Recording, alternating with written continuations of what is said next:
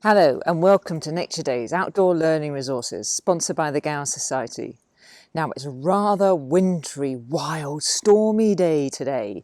So my challenge for you is to wrap up in your waterproofs and go for a wintry walk. Now you can go wherever you like and just be round your garden if you like, but what you're trying to do is to feel that experience of what it's like to be outside in that stormy weather. Take some time to have a listen. How do you feel? What can you hear? And we're going to use this experience to create some literary devices. So we're going to use it to make some prose, so some poems, or you could even write a story. So we're going to use that amazing experience that you've had, that interaction with nature at its rawest, when it's being really aggressive and really noisy and really powerful. You're going to use that to make your story really intense. Focus in on all the things that are changing and moving around you. Maybe the leaves being blown around by the wind, or the branches of the trees as they move in that flow. Think about how wild and worrying and quite oppressive and scary the environment looks when that fog is coming down. You can't see in front of you. Think about how cold and naked the trees feel, how wet and exposed to the wind, and how they wish for the sun to come back, the spring to come and the buds to open. Once you've got all those experiences, one of the best things is to go back inside in that warm house. Take off all your wet clothes, but before you start to get too comfortable, use that experience.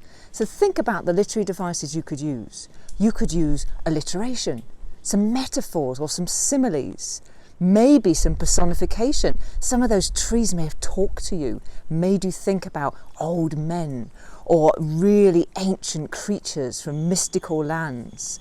Or you could use the experience of being outside in the horrible mist and rain to give that sense of mood to your poem or the story. Try and use all of these devices and this experience to create a piece of literature. Now here's an example of one that I've created. And what you can do is read your literature and then overdub it. If you film yourself actually saying it and then overdub it with a load of lovely pictures from when you're outside to kind of depict what you're trying to explain through your verses. Here's my example. Wintry wild wind whirled through the wizened willow branches.